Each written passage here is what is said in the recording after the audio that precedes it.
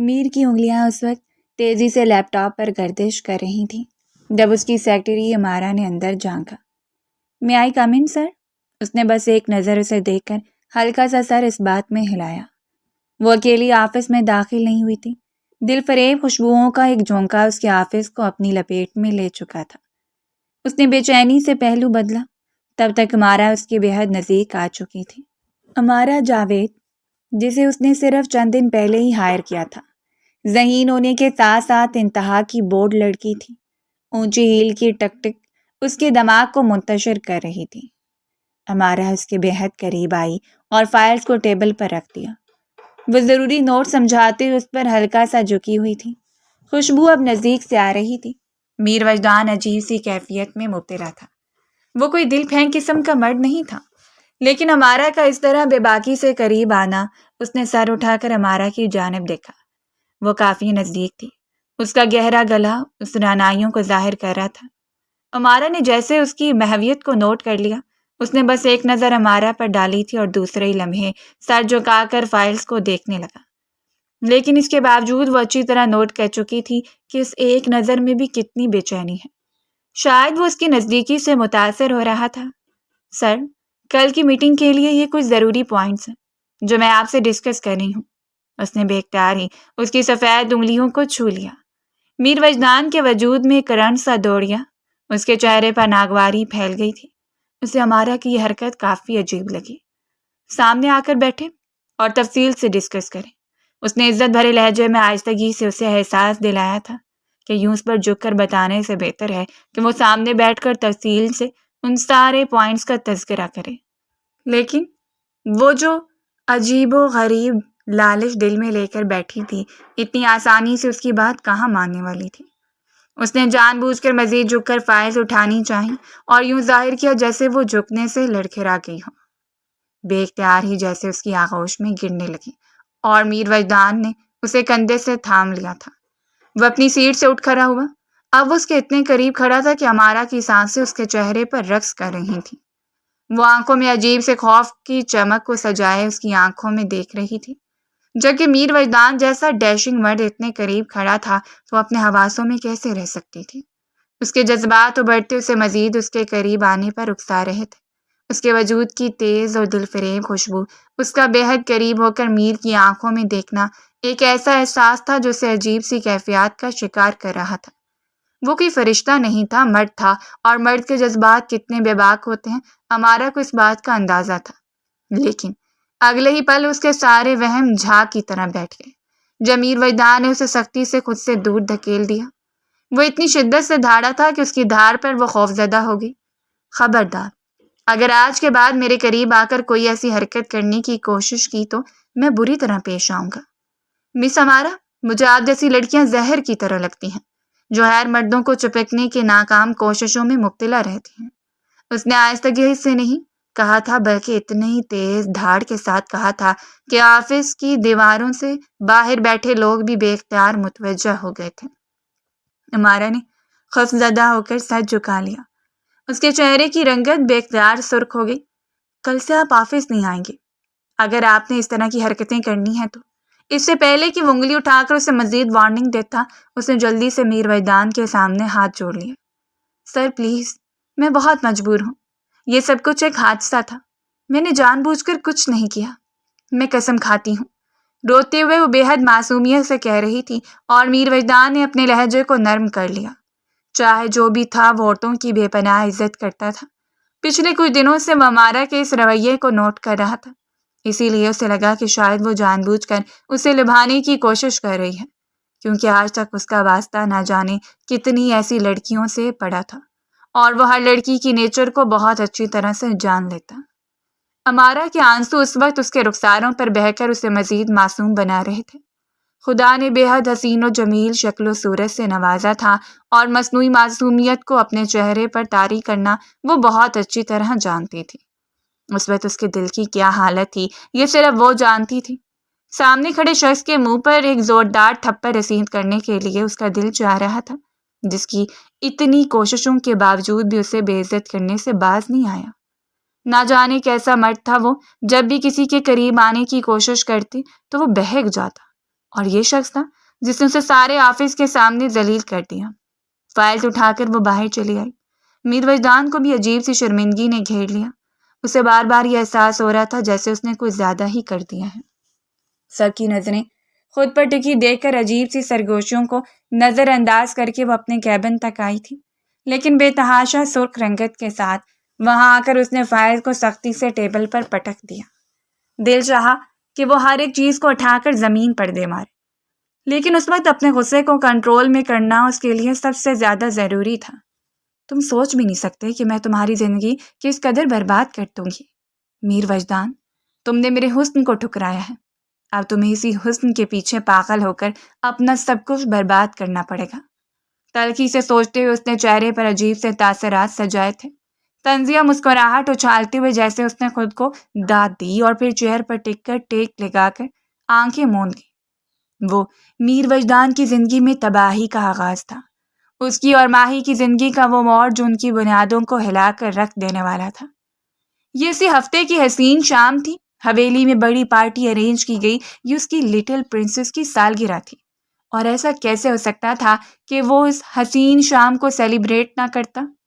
وہ اس وقت کمرے میں داخل ہوا تو ماہر آئینے میں کھڑی خود کو دیکھ رہی تھی۔ اپنی تیاری کو فائنل ٹچ دیتے ہوئے اس نے پلٹ کر زارا کو دیکھا جو اس وقت ماما کی جیسی ڈریسنگ کے ساتھ بے حد حسین لگ رہی تھی۔ چھوٹی سی ڈول جو ابھی صرف 3 سال کی تھی، اور یہ اس کا تیسرا برتھ ڈے تھا۔ ایک نظر ماہر پر ڈال کر وہ آگے بڑھ کر زارا کو اٹھا چکا تھا۔ جا بجا اس کے رخساروں پر بوسے دیتے ہوئے وہ اپنی گڑیا کو پیار کر رہا تھا۔ ماہر نے مسکرا کر باپ بیٹی کی محبت کو دیکھا اور زیر لب ماشاءاللہ کہہ دیا۔ ملازمہ نے دروازے پر ہلکی سی دستک دی تھی اور اندر آ کر شائستہ بیگم کا حکم سنایا کہ وہ زارا کو مانگ رہی ہیں۔ ابھی آپ جائیں، دادوں سے پیار کر لیں، وہ آپ کو مس کر رہی ہوں گی۔ اسے ملازمہ کے ہاتھ میں تھماتے ہوئے اس نے ایک آخری بوسہ اس کے ماتھے پر دیا تھا اور ملازمہ اسے کمرے سے لے کر باہر چلی گئی۔ تب وہ ماہر کی جانب متوجہ ہوا تھا جو اس وقت نیوی بلو کلر کے کامدار جوڑے میں بے حد حسین لگ رہی تھی۔ بالوں کا میسی جوڑا بنائے، ہاتھوں میں گجرے پہنے، وہ اپنی دلکشی سے میر وجدان کے دل کی دھڑکنوں کو چھو رہی تھی۔ وہ اس کی پہلی محبت اور من پسند عورت تھی۔ اس نے آہستگی سے آ کر اسے پشت سے تھام لیا۔ وہ بے تحاشا سرخ ہو گئی۔ میر، دروازہ کھولا ہے، وہ ہلکا سا کسمسائی۔ اس کے علاوہ کوئی حکم ہو تو عرض کیجیے۔ اس نے رٹھائی سے مسکراتے ہوئے اپنے لب ماہر کی گردن پر سجا دیے تھے۔ اس کی خوشبو کو محسوس کرتے ہوئے وہ پاگل پن کی حد تک اپنا جنون ظاہر کر رہا تھا۔ میر، ماہر کی دھڑکنوں میں انتشار برپا ہو گیا۔ جی میر کی جان۔ وہ ایک بار پھر نرمی سے اس کا رخ اپنی جانب موڑ گیا۔ جانے کون جانتا تھا کہ وقت کی دھول ان دونوں کے درمیان وہ فاصلے پیدا کرنے والی ہے جو چاہنے کے باوجود بھی مٹا نہیں پائیں گے۔ اس نے نرمی سے اسے تھام کر اپنے قریب کر لیا۔ آپ کو پتہ، اتنی خوبصورت لگنے کے بعد آپ میر وجدان کے دل کی حالت کو بےتاب کر دیتی ہیں۔ وہ اپنی بےتابیوں کو اس پر ظاہر کر رہا تھا اور وہ میر وجدان کے چہرے کو دیکھتی رہی۔ اس شخص سے محبت کرنا اور اسے پانا چاہے جتنا بھی کٹھن مرحلہ تھا، لیکن اسے پا لینے کے بعد اس کی محبت سے متعارف ہونا اتنا ہی دلکش۔ اب ایسے دیکھتی رہیں گی تو شوہر نامدار کو نظر لگا دیں گی محترمہ۔ وہ لگ ہی اتنا پیارا رہا تھا کہ اس کی نظریں میر کے چہرے سے ہٹنے کا نام ہی نہیں لے رہی تھی۔ میرا بس چلے تو میں تعمر آپ کو ایسے دیکھتی رہوں، اس نے کہتے ہوئے نظروں کو جھکا لیا۔ شادی کو 5 سال ہو چکے تھے اور اب بھی وہ اس سے اتنا ہی شرماتی ہوئی سی رہتی تھی جتنا کہ پہلے روز۔ آج بھی وہ اس کی قربت پر ایسے ہی گھبرا جایا کرتی تھی، اس کی بےتابیوں پر اپنے دل کو تھام لیتی تھی۔ وہ شخص چاہے جانے کے قابل تھا، لیکن اس کی قربت کو محسوس کرتے ہوئے دل کو قابو میں رکھنا کٹھن مرحلہ تھا۔ بہت دیر ہو رہی ہے، امی انتظار کر رہی ہوں گی، ہمیں چلنا چاہیے۔ میر وجدان کی حرکتوں کو محسوس کرتے ہوئے ماہی نے اس کی توجہ وقت کی جانب کروائی تو وہ بھی مسکراتے ہوئے اس کا ہاتھ تھام کر باہر نکل آیا تھا۔ ان پر اٹھنے والی ہر نظر گویا سخت ہو کے رہ گئی۔ وہ دونوں ایک دوسرے کو بالکل مکمل کر دیا کرتے تھے، اور آج بھی زارا کو اٹھا کر ان سب نے مل کر کیک کاٹا تھا۔ پورا حال تالیوں سے گونج اٹھا۔ اس نے اپنی خوشی میں شریک کرنے کے لیے اپنی جان پہچان کے سارے لوگوں سمیت آفس کے ورکرز کو بھی بلا لیا۔ ویسے بھی وہ ان کے ساتھ ہمیشہ سے ایک فیملی کی طرح ہی ٹریٹ کرتا آیا تھا۔ اس نے کبھی بھی ان لوگوں کو ملازم نہیں سمجھا، اور یہی وجہ تھی کہ اس کی حد سے زیادہ رحم دلی کی وجہ سے وہ ہر دل عزیز بن چکا تھا۔ ہمارا نہ چاہنے کے باوجود دیر سے پہنچی تھی۔ سی گرین کلر کے گاؤن میں وہ پوری محفل میں الگ نظر آ رہی تھی۔ سب کو نظر انداز کرتے ہوئے سیدھا سٹیج پر آئی۔ وہ جانتی تھی کہ میر وجدان کی گڑیا کی سالگرہ ہے، اور اسے یہ بھی معلوم تھا کہ وہ اپنی بیٹی سے کس قدر محبت کرتا ہے۔ اس کے آفس میں کولیگز اسے اکثر میر وجدان کی فیملی کے متعلق بتاتی رہتی تھیں۔ ان کی مسز بہت خوبصورت ہے، وہ اپنی مسز سے بہت پیار کرتے ہیں۔ تو چند ایسے چرتے تھے جو اس نے سن رکھے تھے اور آج وہ اپنی آنکھوں سے دیکھ رہی تھی۔ اس کے پہلو میں کھڑی ہوئی ماہی اسے مکمل کر رہی تھی، اور وہ مسکراتی ہوئی کسی بات پر جھک کر اس کے کان میں سرگوشی کرتے ہوئے اسے شرما جانے پر مجبور کر رہا تھا۔ زہر بھری نظروں سے وہ یہ منظر کتنی دیر دیکھتی رہی، اور پھر آگے بڑھ کر اس نے نرمی سے زارا کو گفٹ تھما دیا۔ ہیپی برتھ ڈے گڑیا۔ اس نے جھک کر مسکراتی زارا کا چہرہ دیکھا تھا۔ سرخ و سفید سی بھورے بالوں والی بچی کی آنکھیں اس وقت چمک رہی تھی۔ بیٹی کی سالگرہ کی بہت مبارک ہو مسٹر اینڈ مسز میر۔ آج اس نے سر کہنے سے اجتناب کیا۔ ماہی کی نظریں اس پر ٹک سی گئیں۔ وہ جن والہانہ نظروں سے میر وجدان کو دیکھ رہی تھی وہ میر کی بیوی تھی، کیسے اندازہ نہیں لگا پاتی؟ اور میر وجدان نے پلٹتے ہوئے ماہی کی جانب مسکرا کر دیکھا تھا۔ ہمارا جاوید ہمارے آفس کی سیکرٹری، وہ اپنے حلیے سے سیکرٹری کم اور فیشن ماڈل زیادہ لگ رہی تھی۔ ماہی نے ہاتھ ملایا اور وہ وہاں سے واپس چلی آئی۔ تو یہ باضابطہ طور پر اس کی میر وجدان کی فیملی سے پہلی ملاقات تھی، اور کوئی نہیں جانتا تھا کہ اس ملاقات کے بعد وہ میر وجدان کی فیملی میں مداخلت کر کے انہیں کیسے توڑ پھوڑ کا شکار کرنے والی ہے۔ وہ اس وقت زہیب دورانی کے ساتھ کھڑا بات کر رہا تھا جب ہمارا اس کی پشت پر کھڑی ہوئی۔ پچھلے چند دنوں سے وہ بات کرنا چاہ رہی تھی لیکن کر نہیں پا رہی تھی۔ میر وجدان نے پلٹ کر اسے دیکھا تھا۔ آج وہ پہلے سے زیادہ ہینڈسم لگ رہا تھا۔ وہ انگلیاں مروڑتی ہوئے اپنے لب کو چل کر تذبذب کا شکار نظر آ رہی تھی۔ سر، میں آپ سے معذرت چاہتی ہوں۔ اس روز جو ہوا وہ صرف ایک حادثہ تھا۔ میر کو خود اندازہ تھا کہ اس روز اس نے کچھ زیادہ ہی کر دیا۔ ضمیر اسے بار بار ملامت کرتا رہا کیونکہ آج تک اس نے آفس ورکرز کے ساتھ ایسا رویہ اختیار نہیں کیا تھا۔ جو لوگ بھی اس کے ساتھ منسلک تھے وہ سب کے ساتھ بہت اچھے طریقے سے بات کرتا تھا۔ کوئی بات نہیں مس ہمارا، آئندہ خیال رکھیے گا، اور میں بھی معذرت چاہتا ہوں کہ مجھے آپ سے اس لہجے میں بات نہیں کرنی چاہیے تھی۔ اس کا انداز بہت پروفیشنل تھا۔ وہ نہ جانے کتنی دیر اس ٹھہرے ہوئے لہجے کے مالک شخص کو دیکھتی رہی۔ لوگوں نے اسے بتایا تھا کہ وہ ماہی کا دیوانہ ہے، اور آج اس نے دیکھ لیا تھا۔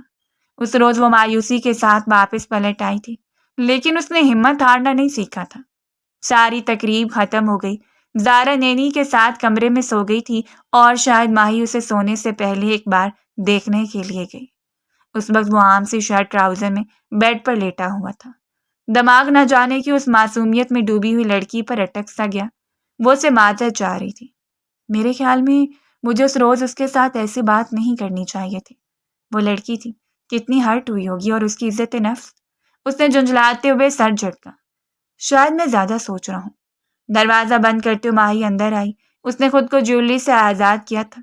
وہ پورے 26 برس کی ہو چکی تھی، لیکن اس کے باوجود ایک نوخیز تھی۔ 20 سالہ لڑکی نظر آتی، کہیں سے نہیں معلوم ہوتا تھا کہ وہ ایک بیٹی کی ماں ہے۔ اس کی کندن جیسی چمکتی ہوئی رنگت اسے آج بھی پرکشش بنا دیتی۔ بے دھیانی میں وہ ماہی کو دیکھتا رہا، لیکن اس کا ذہن اس وقت کہیں اور ڈوبا ہوا تھا۔ وہ بے تحاشا سرخ و سفید لڑکی اس پر جھکی اسے سرگوشی میں فائلز کے پوائنٹ سمجھا رہی تھی۔ وہ اپنے ذہن کو جھٹلا نہیں پاتا تھا۔ اس روز جو کچھ ہوا وہ دانستہ طور پر ہوا تھا۔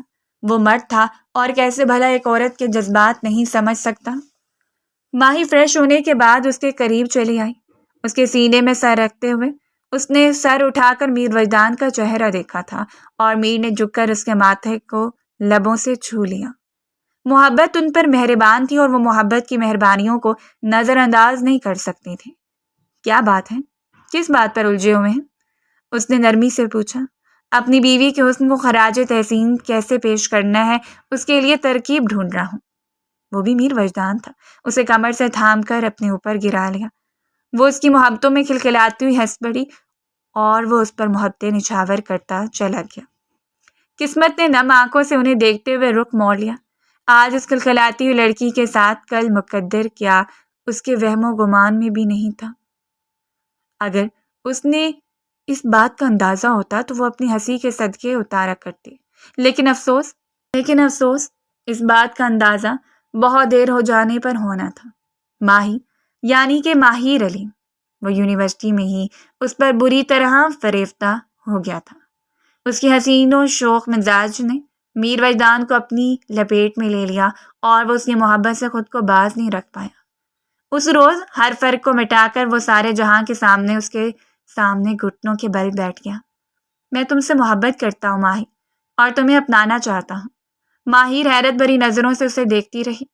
میر وجدان آسمان پر چمکتا ہوا ایک ستارہ تھا اور وہ زمین کی گہرائیوں میں پڑا ہوا ایک پتھر۔ اس کی کوئی حیثیت نہیں تھی۔ بے اختیار منہ پر ہاتھ رکھتے ہوئے 2 قدم پیچھے ہٹی اور پھر واپسی راستے پر دوڑ لگا دی۔ لیکن یہ میر کی ہار نہیں تھی، اس پر بری طرح فدا ہوا تھا۔ لاکھ انکار کے باوجود بھی اس کی جانب ہمکتا چلایا اور ہر موڑ پر اسے یقین دلایا تھا کہ وہ اس کی محبتوں کی اکلوتی وارث ہے۔ بے حد یقین کے بعد ایک 20 سالہ لڑکی کیسے اپنی دھڑکنوں اور جذبات کو قابو میں رکھ سکتی تھی؟ وہ آنکھیں بند کرتی تو میر کا جگمگاتا ہوا چہرہ اس کی آنکھوں کے سامنے لہرا جاتا۔ کچی عمر کی پکی محبت نے اس پر گہرا اثر چھوڑا۔ وہ خود کو میر سے محبت کرنے سے باز نہیں رکھ پائی۔ 3 بھائیوں کی اکلوتی بہن جس کے والد کا بچپن میں ہی انتقال ہو چکا تھا، ماں اس کی ذمہ داری اب بھائیوں پر ڈھال چکی تھی، جہاں میر کے گھر والے اس بات پر رضامند نہیں تھے کہ وہ ایک معمولی سی لڑکی کو اپنے گھر کی بہو بنا لیں، وہیں ماہی کے گھر والے اس بات پر رضامند نہیں تھے کہ وہ کسی بھی ایسے شخص کے ساتھ ماہی کی شادی کر دیں جسے وہ خود پسند کر چکے ہیں۔ ان کی عزت کا سوال تھا۔ گاؤں میں ان کے خلاف 100 باتیں ہوئیں۔ یونیورسٹی میں لڑکی کو بھیجا اسی لیے تھا وہ اپنی مرضی کا عاشق لے کر آئی۔ اس کی ماں، اس کے بھائی سر اٹھا کر چلنے کے قابل نہیں رہے تھے، لیکن وہ ضد پر اٹک گئی۔ شادی کروں گی تو صرف میر وجدان سے، اس کے علاوہ کسی سے نہیں، اس نے بے باک انداز میں کہہ دیا، اور بلا کر 3 سال کی کوششوں کے بعد سب کو سر تسلیم خم کرنا پڑا۔ اور جس روز اس کا نکاح میر وجدان سے ہوا تھا، اس روز جیسے ساری کائنات نے اپنا آپ اس کے حوالے کر دیا۔ وہ خود کو ہواؤں میں اڑتا ہوا محسوس کر رہی تھی۔ بھائیوں نے صاف کہہ دیا کہ اس کی ذمہ داری اب ماں پر ہے، چاہے وہ اونچے گھر کا شہزادہ اسے گھر میں نوکرانی بنا کر رکھے یا چند دنوں کے عیش کے بعد اسے چھوڑ دے، اس کے بھائی اس پر ہاتھ نہیں رکھیں گے۔ اور اسے یقین تھا میر کی محبت پر، اور آج 5 سال ہو چکے تھے۔ میر نے اس کی محبت کے یقین کو ٹوٹنے نہیں دیا، جبکہ دوسری جانب میر کے والد کا انتقال ہو چکا تھا۔ بھائی الگ ہو گئے، کچھ بیرون ملک سیٹل تھے، اور یہاں وہ اپنے بزنس کا اکلوتا مالک اپنی ماں، بیٹی اور بیوی کے ساتھ ایک حسین زندگی گزار رہا تھا۔ لیکن وہ زہریلی ہوا کی جنگ کی طرح ان کی زندگی میں داخل ہونے والی امارہ جاوید اس روز بھی کسی ناگن کی طرح اس آفس کے سامنے بھیگے لباس میں کھڑی تھی۔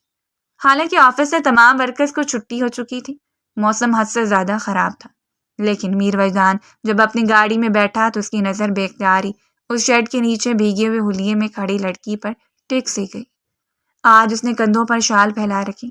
یہ شرم و حیا کی نہیں، سردی کا اثر تھا۔ بارش زور سے برس رہی تھی اور شاید وہ جا نہیں پائی۔ بے اختیار اس کی مدد کے تحت وہ گاڑی اس کے قریب لے گیا۔ کیا آپ ابھی تک یہیں ہیں؟ اس نے اپنا بھیگا ہوا حسین چہرہ اٹھایا تھا اور میر وجدان کی نظر اس پر ٹک سی گئی۔ بھیگی ہوئی کپکپاتے لب، بھیگا وجود، جیسے اس کے جسم کی رعنائیاں چھلک رہی تھیں۔ سراہی دار گردن سے ٹپکتا ہوا پانی، بلا شبہ وہ بہت حسین لڑکی تھی۔ سر، کیا آپ مجھے میرے فلیٹ تک چھوڑ دیں گے؟ اس کے چہرے کی رنگت زرد تھی، جیسے وہ کسی خوف کا شکار ہو۔ آئیے، میں آپ کو چھوڑ دیتا ہوں۔ میر نے بمشکل اس کے چہرے سے نظر ہٹائی اور وہ فرنٹ سیٹ پر اس کے ساتھ ہی آ کر بیٹھ گئی۔ سر، میں آپ سے بات کرنا چاہ رہی تھی۔ اس نے خود ہی بات کا آغاز کر دیا، جبکہ میر کی نظریں اس وقت سڑک پر جمی تھیں۔ مجھے رہائش کے حوالے سے کافی مسئلہ ہے۔ سر، میں کافی عرصے سے جس فلیٹ میں رہتی ہوں، مالک مکان کا بیٹا مجھے کافی ڈسٹرب کرتا ہے۔ اگر آپ آفس کے قریبی علاقے میں میرے لیے رہائش کا بندوبست کر دیتے تو۔ اور میر وجدان جو پہلے اس کی حسین نظروں سے خائف تھا، اس کے اندر موجود ڈسٹربنس سب بڑھتی جا رہی تھی۔ اپنی سرخ نظروں کو اس کے چہرے پر گاڑتے ہوئے غرایا۔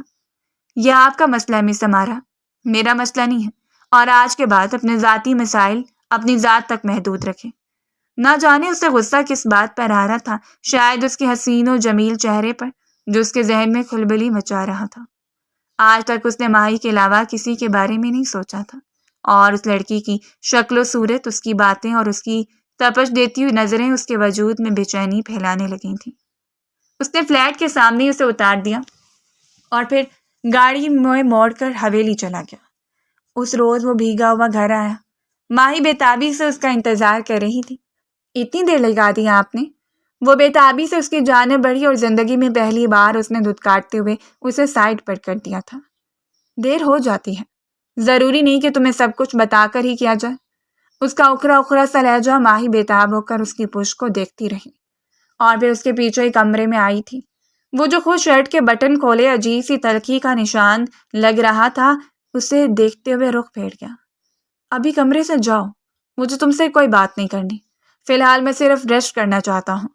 اور ماہی چپ چاپ پلٹ گئی۔ اس نے کچھ بھی نہیں دیکھا تھا، نہ ہی ماہی کا اترا ہوا چہرہ، نہ ہی اس کے چہرے کی زرد رنگت، اور نہ ہی آنکھوں میں پھیلی ہوئی نمی۔ اس کے ذہن میں بس وہ لڑکی کھلبلی مچا رہی تھی۔ سامنے کھڑے ہو کر اس نے آئینے کے سامنے پڑی ہوئی ساری چیزوں کو فرش پر گرا دیا۔ آنکھوں کی سرخی بتا رہی تھی کہ وہ کس ذہنی اذیت کا شکار ہے۔ شاید وہ اسے دور رہنا چاہتا ہے، لیکن وہ اسے خود سے دور نہیں کر پا رہا۔ اس لڑکی کی حسین نظروں کا نشانہ بنتا جا رہا ہے، اور اس روز اسے اقرار کرنا پڑا کہ اس کے ذہن میں کہیں نہ کہیں نقش ہو کر رہ گئی ہے۔ وہ نہیں چاہتا تھا کہ اپنی زندگی میں کسی کی مداخلت کرے، اس کا ہنستا بستا گھر اجڑ جائے، لیکن شاید اب بات اس کے بس میں نہیں رہی تھی۔ آنے والے چند دنوں میں اس نے امارا کو بالکل ہی نظر انداز کر دیا۔ اس نے سوچ رکھا تھا کہ جس روز اسے سیلری دے گا، وہ صاف لفظوں میں اسے کہہ دے گا کہ اب اسے آفس میں آنے کی ضرورت نہیں ہے، کیونکہ اب اسے مزید یہاں برداشت نہیں کر سکتا۔ وہ بھی شام کا وقت تھا۔ ماہی سے اس نے وعدہ کر رکھا تھا کہ اسے ڈنر کے لیے لے جائے گا، سو وہ تیار رہے، اور اب باہر مکمل تیار ہو کر اس کا انتظار کر رہا تھا۔ بار بار بےتاب سی نظریں گھڑی کی جانب اٹھ رہی تھیں۔ ماہی نے آنے میں اتنی دیر کر دی، شاید وہ زارا کو ابھی تک نینی کے حوالے کرتے ہوئے اس سے ہدایت کر رہی تھی۔ اسی وقت اسے اپنے نمبر پر کال موصول ہوئی، اور اس نے موبائل اٹھا کر وہ جگمگاتا ہوا نمبر دیکھا تھا۔ اس نے ایک اور کاٹ دی، اور دوسرے ہی لمحے اسے کال دوبارہ موصول ہوئی۔ موبائل کان سے لگاتے ہوئے اسے دوسری جانب امارا کی روتی چیختی ہوئی آواز سنائی دی۔ سر پلیز فوراً میرے فلیٹ میں آ جائیں، سر میں بہت مشکل میں ہوں، یہ میری عزت۔ اور اس کے ساتھ ہی ایک چیز کے ساتھ موبائل گرا تھا۔ وہ بے تابی سے اٹھ کھڑا ہوا۔ مجھے بتاؤ کیا ہوا امارا؟ سیڑھیوں سے اترتی ہوئی ماہی اور دروازہ سے باہر آتی شائستہ بیگم نے اسے بس بیرونی دروازے کی جانب بھاگتے ہوئے دیکھا تھا۔ اس نے پلٹ کر کسی کو جواب دینا ضروری نہیں سمجھا۔ گاڑی نکال کر وہ سیدھا امارا کے فلیٹ کی جانب بڑھا تھا۔ بے تابی سے دل دھڑک رہا تھا۔ بار بار پسینے کے قطرے اس کے چہرے پر نمودار ہو رہے تھے۔ وہ بار بار اسے کال کرنے کی کوشش کر رہا تھا، لیکن کال ریسیو نہیں ہو رہی تھی۔ اس کے فلیٹ کے سامنے گاڑی روکتے ہی وہ بھاگتے ہوئے بے تابی سے اترا اور دروازے کو پیٹ ڈالا۔ دروازہ کھولو، امارا میں آ چکا ہوں۔ اندر سے جیسے اسے توڑ پھوڑ چیخوں کی آواز آ رہی تھی، اور پھر اگلے ہی لمحے جیسے کوئی دوڑتے ہوئے دروازے کی جانب آیا، اور اس نے پل بھر میں دروازہ کھول دیا۔ امارا کی حالت خیر تھی۔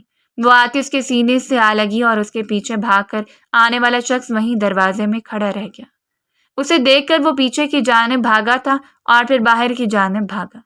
امارا کو چھوڑ کر اس نے اس کی پیروی کی تھی، لیکن تب تک وہ دیوار پھلانگتے ہوئے دوسری جانب سے کود گیا، اس سے پہلے کہ وہ بھی اس کے پیچھے جاتا۔ جب امارا نے چیختے ہوئے اسے مخاطب کیا اور وہ ایک بار پھر دوڑ کر اس کے قریب آیا تھا۔ کون تھا یہ؟ اور اس نے کچھ کیا تو نہیں؟ اس نے امارا کے عجیب و غریب حلیے کو دیکھا، پھٹا ہوا لباس، بکھرے ہوئے بال، روتی ہوئی آنکھیں۔ وہ بار بار اس کے سینے سے لگی بری طرح کانپ رہی تھی کہ مالک مکان کا بیٹا میری عزت لوٹنا چاہتا تھا۔ میں نے آپ سے کہا تھا سر، میں نے آپ سے کہا تھا۔ اس کے گھٹنوں سے لگی وہ بری طرح چیخ رہی تھی، اور وہ ایک بار پھر اذیت کا شکار ہو گیا۔ وہ کیسے اسے نظر انداز کر رہا تھا؟ اس نے اس سے مدد چاہی تھی، اور آج وہ اس کی وجہ سے اس حالت میں آ پہنچی۔ ایک شدید گلٹ نے اسے گھیر لیا۔ آئی ایم سوری، مجھے اندازہ نہیں تھا، اس نے جھک کر اسے نرمی سے اٹھا کر اپنے سینے میں بھینچ لیا، اور یوں ماہی کے علاوہ وہ پہلی لڑکی تھی جو اس کے سینے سے لگ کر اس کی دھڑکنوں کو محسوس کر رہی تھی۔ وہ تھر تھر کانپ رہی تھی، اس کے چہرے پر خوف چھایا ہوا تھا۔ اسے کمرے میں بٹھا کر وہ کچن تک آیا اور پانی کا گلاس خود اس کے لیے لے کر گیا تھا۔ اس کے لبوں سے لگا کر وہ نرمی سے اس کا سر سہلا رہا تھا۔ وہ بھی اس کے لیے اجنبی تھا، لیکن وہ اس پر اعتماد کرتی تھی۔ اس نے میر وجدان کے ہاتھوں کو سختی سے تھام لیا۔ مجھے چھوڑ کر مت جائیں، خدا کے لیے، وہ مجھے کسی قابل نہیں چھوڑے گا۔ وہ ابھی تک رو رہی تھی۔ میں نہیں جاؤں گا، میں تمہارے پاس ہوں، اور اب تمہیں کبھی اکیلا نہیں چھوڑوں گا۔ وہ کہتا چلا گیا اور وہ اس کے سینے پر سر رکھ کر ایک بار پھر سے رو پڑی۔ اور عین اس کے لمحے اس نے وہ فیصلہ کر لیا تھا جو شاید وہ زندگی میں کبھی نہیں کرنا چاہتا تھا۔ اس روز اس نے ساری محبت کو پس پش ڈال دیا۔ اس روز شاید وہ خود غرضی کی ہر حد کو پار کرتے ہوئے ماہی کی محبت کو فراموش کر چکا تھا۔ اس معصوم لڑکی کی محبت کو جو سارے جہان سے لڑ کر اسے پا چکی تھی۔ اس نے وہ رات امارا کے پاس گزاری۔ امارا شدید خوف کا شکار رہی اور وہ اس کے پاس رہا۔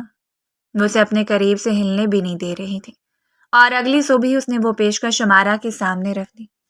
کیا مجھ سے نکاح کریں گی؟ اور امارا تو حیرت اور بے یقینی سے اسے دیکھتی رہی۔ یعنی اس کا جو مقصد تھا وہ تو پورا ہو چکا تھا، اسے کیا چاہیے تھا جب میر وجدان جیسا شاندار مرد اسے مل رہا تھا؟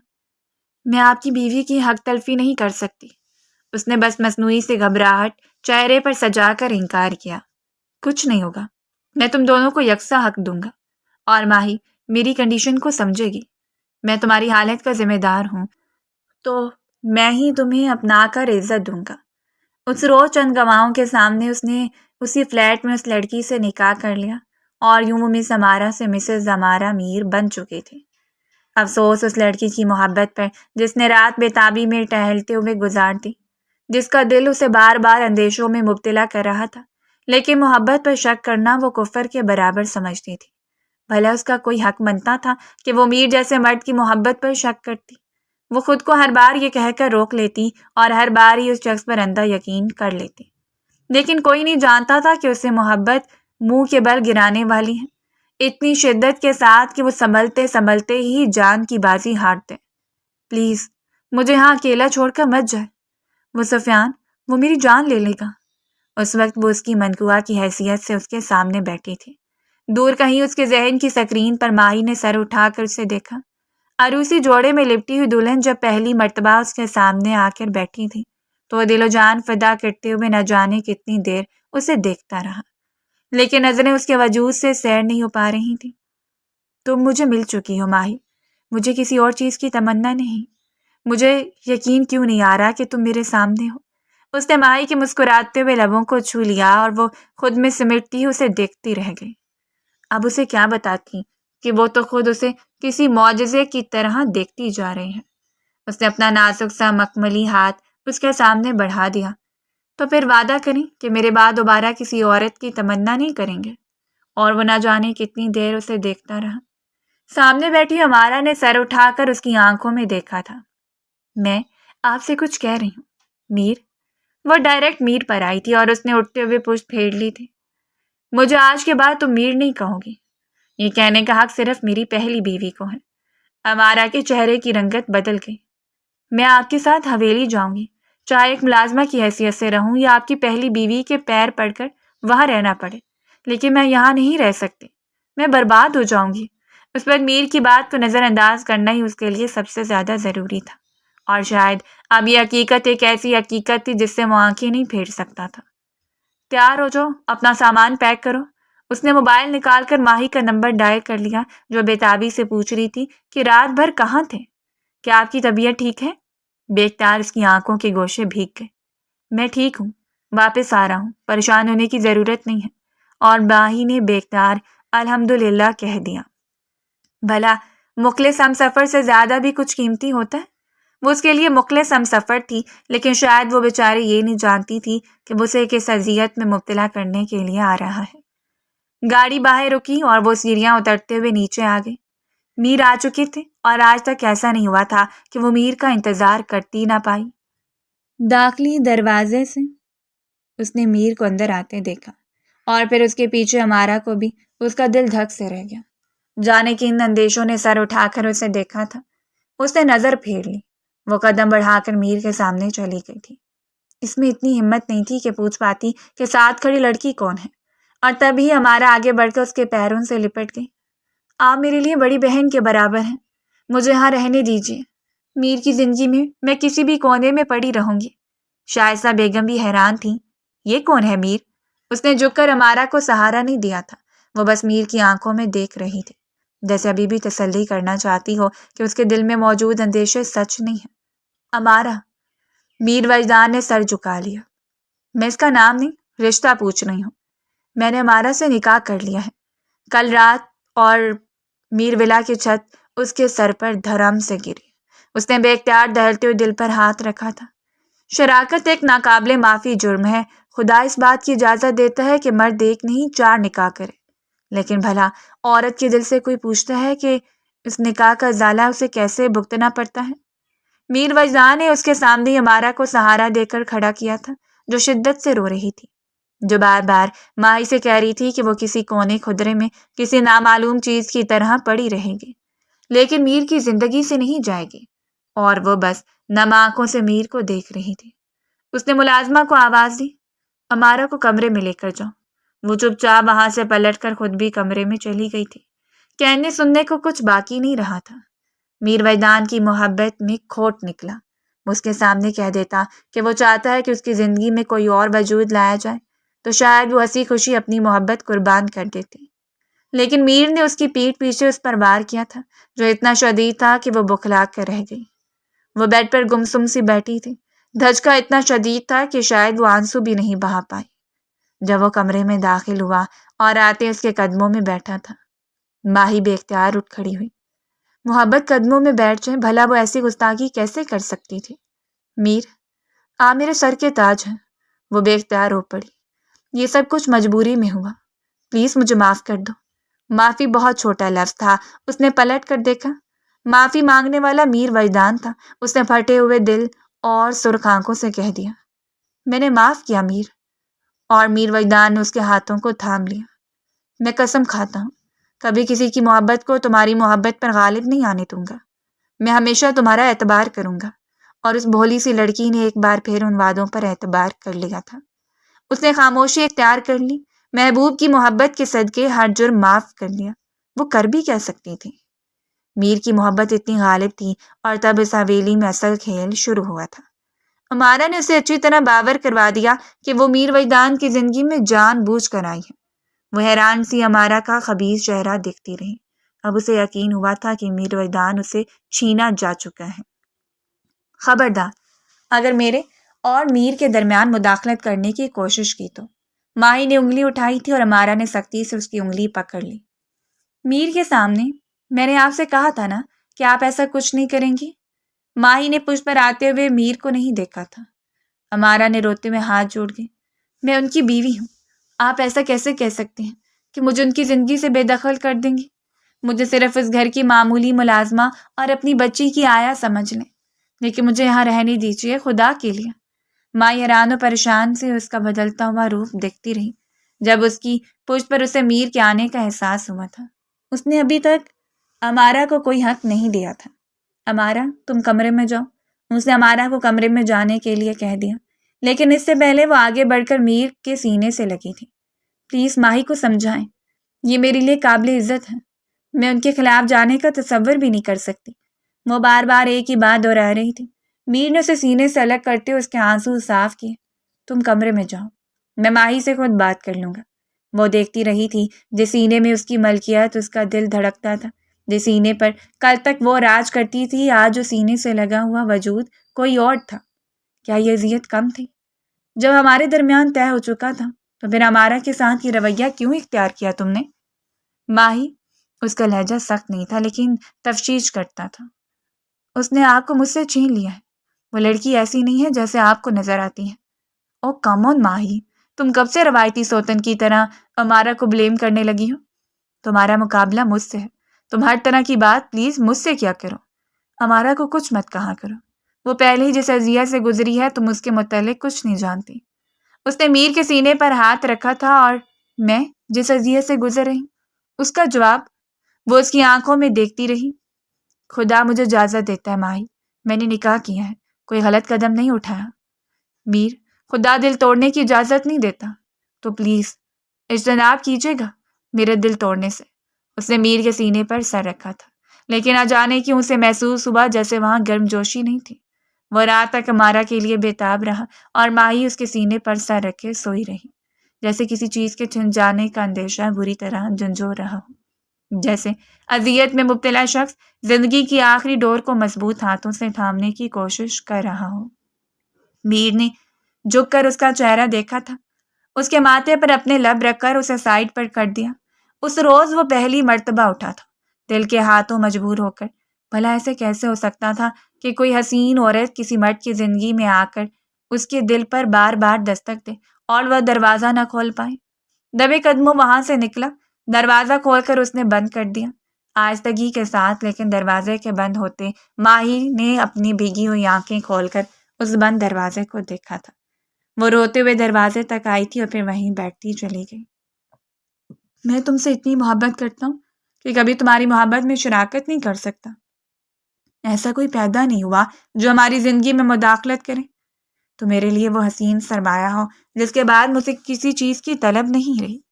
وہ فرش پر گر کر بے اختیار روتی رہی، اتنی شدت کے ساتھ کہ اس نے اپنے بالوں کو نوچ ڈالا۔ پیچھے کون اس کا منتظر تھا جو یہ گھر چھوڑ کر چلی جاتی؟ کوئی بھی نہیں۔ اور اگر میر کے بارے میں اپنی زبان سے کچھ نکالتی تو محبت کی کتنی تذلیل ہو جاتی۔ کار وہ لوگ جو ان کے ساتھ ہونے سے محبت کے ہونے پر یقین رکھتے تھے، آج وہ لوگ اسے طنزیہ نظروں سے دیکھتے ہوئے کہہ دیتے کہ ہم نے کہا تھا محبت میں کوئی فائدہ نہیں۔ اس رات وہ خود چل کر ہمارا کے کمرے میں آیا تھا اور بے باک لباس میں لپٹی ہمارا تو ہر رات اس کے انتظار میں کھوئی رہتی۔ وہ بیڈ سے اتر کر میر کے پاس چلی گئی، اس کی سانسوں کو اپنی سانسوں میں انڈیلنے کی کوشش کرتے ہوئے جیسے اسے خود میں سمیٹنا چاہتی ہو، اور وہ بھی بکھرتا چلا جا رہا تھا۔ آپ کی پہلی بیوی مجھے اس گھر سے نکالنا چاہتی ہیں، مجھے آپ کی زندگی سے نکالنا چاہتی ہیں۔ اس نے صاف کہہ دیا ہے کہ وہ مجھے یہاں ٹکنے نہیں دے گی، لیکن مجھے شاید آپ سے محبت ہو گئی ہے۔ میر اپنی بےتابیوں کو اس پر عیاں کرتے ہوئے ہمارا کھل کر اظہار کر رہی تھی۔ اس کے شعر ہونا بنتا تھا، شائستہ بیگم کی سپورٹ بھی اسے حاصل ہو چکی تھی، کیونکہ شائستہ بیگم کے اندر سے بھلا یہ دکھ کیسے نکل سکتا تھا کہ ان کے بیٹے نے ان کی مرضی پر اپنی مرضی مسلط کرتے ہوئے ماہی کا انتخاب کیا تھا۔ چاہے ماہی نے ان کی جتنی عزت کی، انہیں جتنا مان دیا، لیکن ساس کبھی ماں نہیں بن سکتی۔ میں ماہی سے بہت محبت کرتا ہوں، لیکن تم سے بھی۔ تمہیں میری زندگی سے کوئی نہیں نکال سکتا، اور یہ میرا وعدہ ہے تم سے۔ میر وجدان نے اسے اپنے سینے پر گرا لیا تھا، اس کی پشت کو تھامتے ہوئے جا بجا اس کی گردن پر اپنے لب رکھ کر اسے مدہوش کر رہا تھا۔ ان کی سانسیں میں گھلتی جا رہی تھیں۔ اس روز امیر کا سارا بوجھ ہٹ گیا۔ اس روز اس کے اندر ابھرتی محبت کی آواز دم توڑ گئی، کیونکہ اس روز اس نے محبت کو بہت پیچھے چھوڑ کر ہمارا کا انتخاب کر لیا تھا۔ نہ جانے وہ کتنی دیر فرش پر سر رکھے روتی رہی، ایک ایک پل اس کی آنکھوں کے سامنے اذیت کی طرح گزر کر اسے وحشت میں مبتلا کر رہا تھا۔ میں آپ کے بغیر زندہ نہیں رہ سکتی میر، میں آپ کا ہر جرم معاف کر سکتی ہوں، لیکن بدگمانی نہیں۔ میرا دل آپ کی محبت سے بھرا ہوا ہے۔ اس کی معصوم سی آنکھیں رو رو کر سرخ ہو چکی تھیں۔ محبت بانٹنا آسان ہوتا ہے، محبوب بانٹنا آسان نہیں ہوتا، اور اس رات اس کی اذیت بنتی تھی اس نے اپنا محبوب بانٹا تھا۔ صبح تک وہ شدید بخار میں پھنکتی رہی۔ میر کمرے میں آیا تھا تو بیڈ پر لیٹی گہری نیند میں تھی۔ اس نے ہاتھ بڑھا کر اس کے ماتھے کو چھوا، بخار میں دہکتا ہوا وجود اس نے نرمی سے ماہی کو اپنے سینے میں سمیٹ لیا۔ زارا بھی قریبی تھی اور اپنی بیٹی اور بیوی کو دکھ میں مبتلا کرنے والا وہی تھا۔ اس کی بیٹی کا معصوم ذہن بھی اذیت برداشت کر رہا تھا۔ اس نے سارے کام تڑک کر دیے اس کی جان پر بنائی تھے۔ فوری ڈاکٹر کی کال کی اور ڈاکٹر نے کہہ دیا کہ انہیں کوئی شدید ذہنی صدمہ ہوا ہے۔ بھلا میر وجدان سے زیادہ کون بہتر جانتا تھا کہ ماہی کو اس وقت کیا صدمہ تھا۔ شرمندگی نے اسے اپنی لپیٹ میں لے لیا۔ ہمارا کمرے میں اس کی عیادت کے لیے آئی تھی، لیکن میر وجدان نے اسے کمرے میں بھیج دیا۔ وہ یہاں اسے ماہی کے سامنے نہیں برداشت کر سکتا تھا۔ اس کے سینے پر اس پر سانپ لوٹ رہے تھے، جس طرح وہ ماہی کو بےتابی سے سمیٹے ہوئے تھا، جس طرح وہ اس کی اعتماد داری کر رہا تھا، اور اگر اس صورتحال میں وہ پیچھے رہ جاتی تو بھلا کیسے ہمدردیوں کو سمیٹ پاتی۔ پورا ہفتہ میر وجدان اسے غافل رہا، وہ صرف ماہی کا ہو کر رہ گیا۔ اس کا خیال رکھنا، اسے اپنے قریب رکھنا، اسے محبت کرنا اور قابل محبت سمجھنا۔ شاید اس سے محبت سے زیادہ ماہی سے ہمدردی ہونے لگی تھی، یا پھر اپنے پچھتاوے اور ضمیر کی آواز کو دبانے کے لیے یہ سب کر رہا تھا۔ لیکن جو بھی ہمارا کوئی بھی کبھی برداشت نہیں تھا۔ اس روز ماہی کی طبیعت کافی بہتر تھی۔ وہ اپنے کمرے میں ہی تھی جب ہمارا اس کے لیے چائے لے کر آئی۔ مجھے لگتا ہے اس رات کا کافی صدمہ لے لیا آپ نے، حالانکہ وہ رات ناقابل فراموش تھی ہم دونوں کے لیے۔ ایک آنکھ دباتے ہوئے وہ ماہی کا سرخ چہرہ دیکھتی رہی۔ وہ تمہارے شوہر ہیں تو اس میں ناقابل برداشت اور ناقابل فراموش کا تو سوال ہی پیدا نہیں ہوتا۔ وہ تمہارا حق بنتا تھا، اور مجھے کسی کی حق تلفی کرنی نہیں آتی، اس نے آہستگی سے کہہ دیا۔ میر وجدان گھر پر ہی تھا لیکن اس کے پاس نہیں تھا۔ لیکن مجھے آتی ہے۔ پچھلے ایک ہفتے سے میر تم پر مہربان ہے اور مجھے یہ برداشت نہیں۔ مائی اسے حیرت سے دیکھتی رہی، اور پھر ہمارا نے چائے کا گرم کپ اٹھا کر اپنے پیروں پر گرا لیا تھا۔ وہ بری طرح چیخی۔ مائی بے اختیار 2 قدم پیچھے ہٹ گئی۔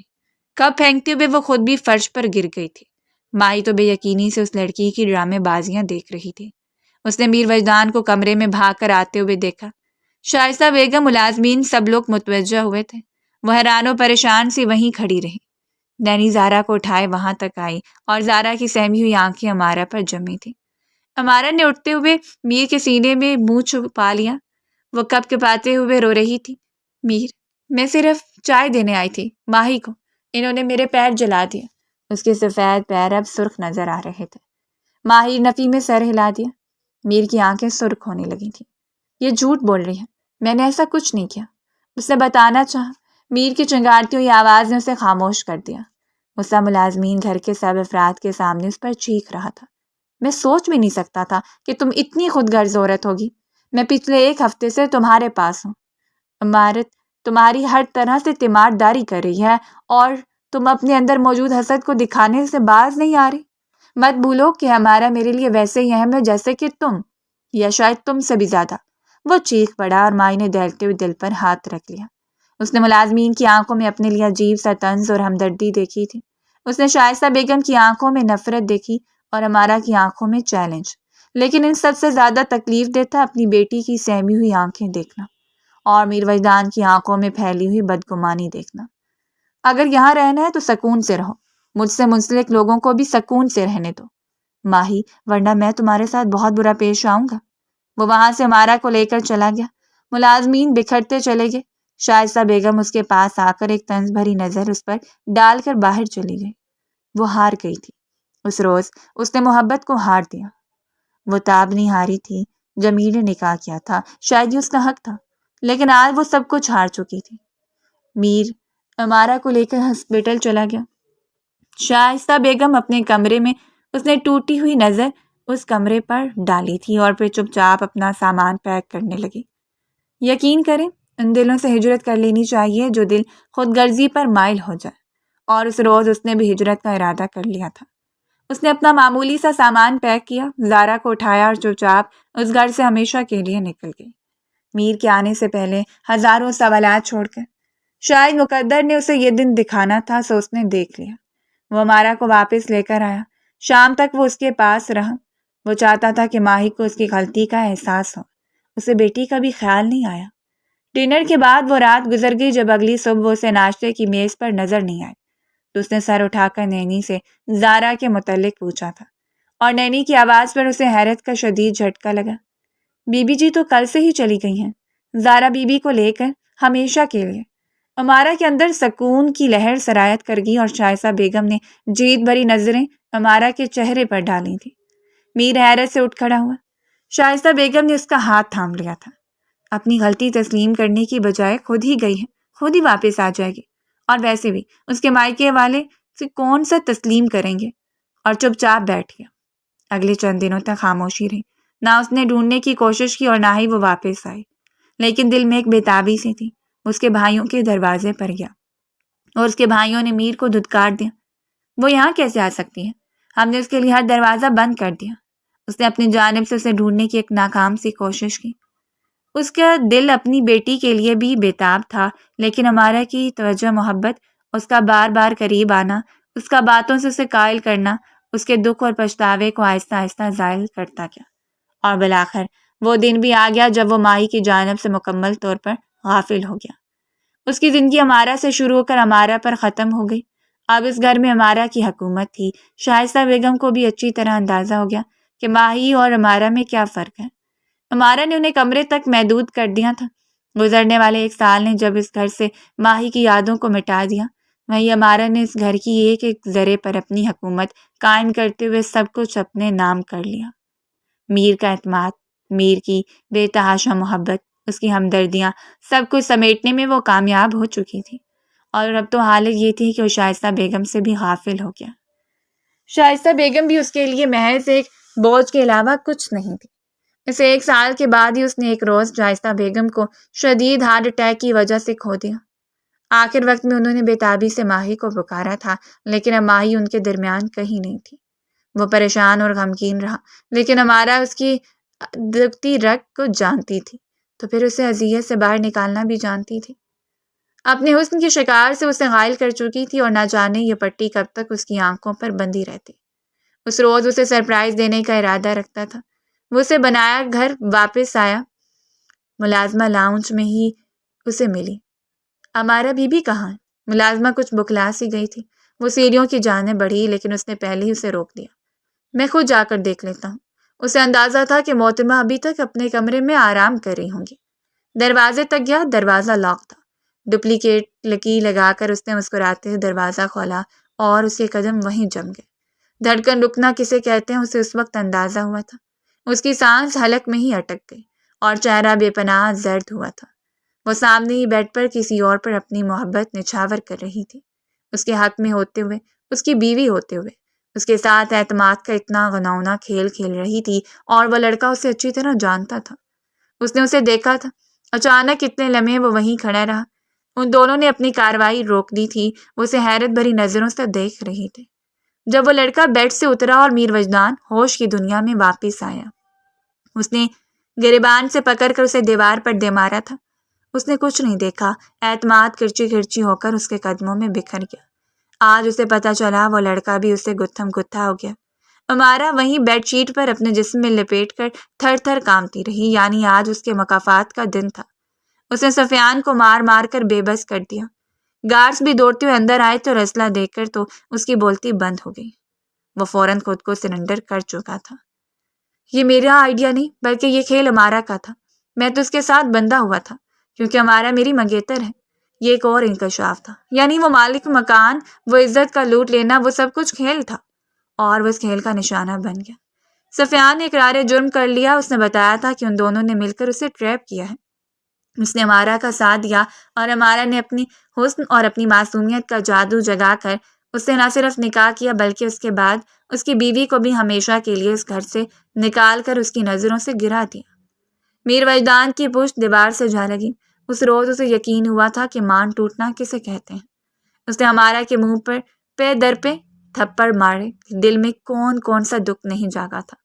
پچھلے 2.5 سالوں سے اس نے اپنی بیٹی کو نہیں دیکھا تھا۔ اس کی ماں ہی کہیں دور گم ہو گئی۔ اسے محبت میں اتنی تذلیل ملی، وہ ہار چکا تھا، وہ کہیں کا نہیں رہا۔ میں تمہیں ابھی اور اسی وقت طلاق دیتا ہوں، طلاق دیتا ہوں، طلاق دیتا ہوں۔ اس روز وہ اذیت کی حد تک چیخا۔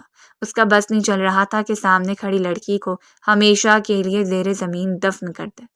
ملازمہ نے بھی اقرار کر دیا کہ یہ شخص آئے روز ہی اس گھر میں آتا ہے، اور شائستہ بیگم کے ساتھ کون سا ناروا سلوک رکھا جاتا تھا وہ بھی اس کے سامنے بیان تھا۔ وہ کسی ایک کا مجرم نہیں، ہر ایک کا مجرم تھا۔ نہ وہ اچھا باپ بن سکا، نہ اچھا بیٹا، اور نہ ہی اچھا شوہر، جبکہ شائستہ بیگم کو تو اس کے کرموں کی سزا ملی تھی۔ کسی کے ساتھ اگر برا کیا جائے تو کائنات کا ذرہ ذرہ وہ برائی لٹانے میں معاون ثابت ہوتا ہے، اور ایک روز مکافات کی صورت میں ہر چیز آپ کے سامنے آ کر کھڑی ہو جاتی ہے، اور اس کے ساتھ بھی ایسا ہی ہوا تھا۔ اس نے پولیس کے حوالے ان دونوں کو کر دیا، اور خود ان کے خلاف کیس چلایا تھا۔ وہ جانتا تھا کہ اس کا اثر رسوخ اتنا ہے کہ ہمارا ساری زندگی بھی جیل کی ہوا کھاتی رہے تو بھی کم ہے۔ اس نے ہر جگہ ماہی کو تلاش کیا۔ وہ اسے صرف معافی مانگنا چاہتا تھا، اپنی زارا کو دیکھنا چاہتا تھا۔ اس کے بھائیوں کے دروازے تک گیا۔ جب اسے علم ہوا کہ جس روز وہ اپنا سب کچھ کھو کر اس دہلیز پر واپس آئی تھی، اس کے بھائیوں نے اسے اپنانے سے انکار کرتے ہوئے کہہ دیا کہ ہاں، اس کی جگہ نہیں ہے۔ اس کی ماں یہ صدمہ برداشت نہ کرتے اس کے ہاتھوں میں ہی چل بسی۔ نہ جانے وہ کہاں گئی ہوگی، کتنی ٹھوکریں کھائی ہوں گی۔ اس کی راتوں کی نیند اڑ چکی تھی۔ اس نے خود کو سنبھالنا چاہا ہی نہیں، یا پھر خدا نہیں چاہتا تھا کہ اب وہ دوبارہ اس کے سامنے آئے، اس کے غموں کو دوبارہ تازہ کرے۔ اس نے کراچی چھوڑ دیا اور لاہور منتقل ہو گیا۔ اس واقعے کو تقریباً 2 ماہ گزرنے کے بعد ایک روز اور ڈاکٹر سے ملنے کے لیے ہاسپٹل جا رہا تھا۔ ان سب معاملات نے اسے ذہنی طور پر اتنا ڈسٹرب کر دیا کہ اب اسے ماہر نفسیات کی ضرورت پڑتی۔ جبکہ جب سڑک کے کنارے اس نے گاڑی سے اترتی ہوئی اور مال کے اندر جاتی لڑکی کو دیکھا، سیکنڈ کے 1000ویں حصے میں وہ پہچان چکا تھا کہ وہ کون ہے۔ اس نے گاڑی روکی، وہ سڑک پر بے تحاشا بھاگا تھا، وہ آوازیں دیتا رہ گیا، لیکن اس لڑکی نے پلٹ کر نہیں دیکھا تھا۔ مال کے اندر ہی اس کے پیچھے پیچھے گیا، وہ حلق کے بل چلا رہا تھا۔ وہ ماہی تھی اور اسے یقین تھا، اس کے ساتھ چلتی بچی جو سر اٹھا کر اسے شاید کچھ بتا رہی تھی۔ کیسے بھول سکتا تھا، وہ اس کی زارا تھی۔ ماہی! اچانک اتنے فاصلے پر وہ چیخا اور ماہی نے پلٹ کر اسے دیکھا۔ وہ آج بھی ویسے ہی تھی، باوقار شخصیت کی حامل۔ نہ جانے اس نے کتنی مصیبتوں کو جھیلا تھا، نہ جانے اس نے کتنے دکھ دیکھے تھے، کتنے دن وہ سڑک پر پڑی رہی اپنی چھوٹی سی بیٹی کو سنبھالے۔ وہ کس کس کے دروازے پر نہیں گئی، بھلا وہ کیسے ان گزرے ہوئے دنوں کی اذیت کو بھول سکتی تھی۔ اور اس کے سامنے کھڑا میر وجدان اسے دیکھ کر بے تحاشا رو رہا تھا۔ اس کی گود میں چھوٹا سا معصوم بچہ اپنی گول گول آنکھیں میر وجدان کے چہرے پر گاڑے ہوئے تھا۔ اس کی عمر تقریباً 1.5 سال تھی۔ وہ شکستہ قدموں سے اس کے سامنے آیا اور گھٹنوں کے بل بیٹھ گیا۔ اس نے زارا کی جانب ہاتھ بڑھائے تھے، لیکن زارا نے ماں کی پشت پہ پناہ لے لی۔ وہ اسے پہچاننے سے بھی انکار کر چکی تھی۔ یہ شاید اب وہ باپ کے لمس کو بھی بھول چکی تھی۔ مجھے معاف کر دو ماہی، تم کہاں چلی گئی تھی؟ میں نے تمہیں کہاں کہاں نہیں ڈھونڈا۔ ماہی تم کیسے مجھے چھوڑ کے اتنی دور چلی آئی؟ وہ ماہی کا بے تاب چہرہ دیکھ رہا تھا، جو بالکل خاموش کھڑی اسے اذیت بھری نظروں سے دیکھ رہی تھی۔ آج وہ شخص ہار چکا تھا، آج وہ سارے رشتوں کو کھو کر اس کے سامنے سب کچھ تسلیم کر رہا تھا۔ ارد گرد کھڑے لوگ اس کا تماشا دیکھ رہے تھے، لیکن اسے پرواہ نہیں تھی۔ اس نے سب کچھ ماہی کے سامنے تسلیم کر لیا۔ وہ روتے ہوئے سے کہہ رہا تھا کہ اسے معاف کر دیا جائے۔ جب وہ قدم قدم چلتی اس کے قریب آئی۔ معافی اتنی آسان نہیں ہوتی میر وجدان۔ میں شراکت داری بھول جاتی، میں اپنا محبوب بانٹنا بھول جاتی، میں سب کچھ بھول جاتی، لیکن مجھے وہ اذیت نہیں بھولتی کہ تم نے میری محبت کو بھلا دیا۔ میری بے لوث مخلصی کی سزا ملی مجھے۔ اسے دیکھتے ہو، پہچانتے ہو اسے؟ یہ تمہارا خون ہے، جو شاید تمہیں نہیں جانتا، اور شاید تم بھی نہیں۔ یہ میر زمان ہے، میرا بیٹا، جسے میں تمہاری نشانی کے طور پر لے کر گھر سے نکلی تھی، لیکن آج میں اپنے قدموں پر کھڑی ہو گئی ہوں۔ میرے پاس میرے بچے ہیں، مجھے کسی چیز کی ضرورت نہیں۔ پلٹ جاؤ اپنی دنیا میں، تمہارے لیے لاکھوں لڑکیاں بائیں پھیلائیں تمہاری منتظر ہوں گی، لیکن ماہر علی نہیں۔ آج اس کے پاس رحم نہیں تھا، اس نے اپنے بچوں کی اذیت دیکھی تھی، اسے تنہا رہ کر زمانے کو جھیلا تھا، بھلا وہ اتنی آسانی سے کیسے معاف کر سکتی تھی؟ وہ چیخ چیخ کر اسے بلاتا رہا، لیکن وہ اپنے بچوں کو لے کر پلٹ گئی۔ اس نے اپنے بیٹے کو ہاتھوں میں اٹھا کر پیار کرنا چاہتا تھا، لیکن وہ اسے پہچانتا نہیں تھا۔ اس نے اپنی بیٹی کو اپنے پاس بلانا چاہا، لیکن وہ تو کہیں دور جا چکی تھی، جو اپنے پختہ لہجے سے اسے باور کروا چکی تھی کہ کچھ لوگ سنبھل جاتے ہیں، سب مر بھی نہیں جاتے۔ اگر آپ کو ہماری آج کی سٹوری پسند آئی تو فیڈ بیک دینا مت بھولیں اور چینل کو سبسکرائب کر دیں۔ شکریہ۔